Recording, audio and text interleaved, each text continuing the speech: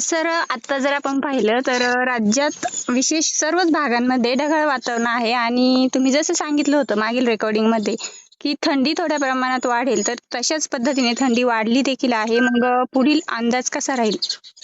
आज आहे 5 डिसेंबर 2025. हो हो. राज्यातल्या शेतकऱ्याला एक सांगू इच्छितो, हम्म, 5-6 आणखीन 2 दिवस, आज आणि उद्याचे दिवस हम्म. खूप ढगाळ वातावरण राहणार आहे. असं वाटेल की पाऊसच येतो का काय, पण हो. पाऊस काय येणार नाही, त्याच्यामुळे काही चिंता करायची गरज नाही. सगळ्यात जास्त ढगाळ वातावरण पश्चिम महाराष्ट्रात राहणार आहे.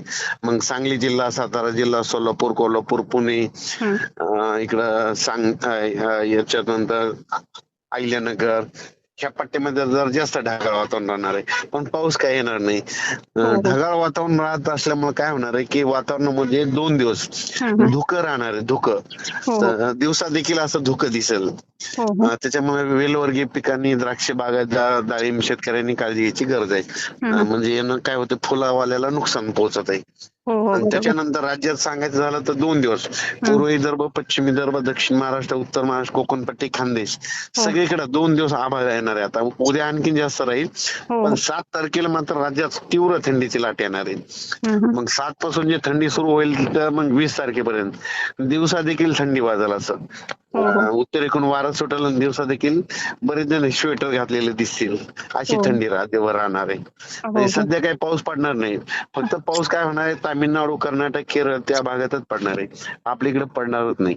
हो हो. म्हणजे फक्त ढगाळ वातावरण राहणार आहे, पाऊस नाही आणि थंडी 7 तारखेपासून पुढे थोडीशी वाढणार आहे. नाही, तीव्र थंडीची लाटच येईल. तीव्र. चांगला हो. 8-9 टेम्परेचर पर्यंत जाईल आणि निपाडता जाईल 7 पर्यंत, 7 अंश सेल्सिअस. म्हणजे भरपूर थंडी आहे तर. हो. सर ही थंडी किती दिवस राहील अंदाजे?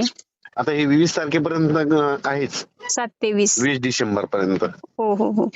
आणि आता जर तुम्ही आता सांगितलं की वातावरणामध्ये धुकं पडेल, मग या धुक्याचा आपल्या शेती पिकांवरती काही परिणाम होईल का? म्हणजे शेतकऱ्यांनी कशी काळजी घेतली पाहिजे त्याची? याला सगळ्यात महत्वाचं फुलशेतीवर फरक पडतोय. हो ह्या धुक्यामुळे काय होतं की तुरीचे फुलं गळत आहेत, जळत आहेत. हो हो त्याच्यामुळे बुरशीनाशकाची चांगली फवारणी केली तर कव्हर होते त्याच्यात. हो हो हो. म्हणजे तसं काही शेतकऱ्यांना आता सध्या तरी काळजी करण्याची गरज नाही. नाही कारण आपण पाहिलं तर असं सांगण्यात येत होतं की डिसेंबरमध्ये पुन्हा चक्रीवादळ येणार आहे, परंतु मग शेतकऱ्यांना काही धोका नाही. नाही येणार. मी म्हटलं जोपर्यंत महाराष्ट्रात थंडी आहे तोपर्यंत येतच नाही. हो, तुम्ही अगोदरच सांगितलं होतं की जरी चक्रीवादळ आलं तरी थंडी त्याला दाबून टाकेल. दाबून टाकते. हो हो बरोबर. सर धन्यवाद आपल्या शेतकऱ्यांना माहिती दिल्याबद्दल. ठीक.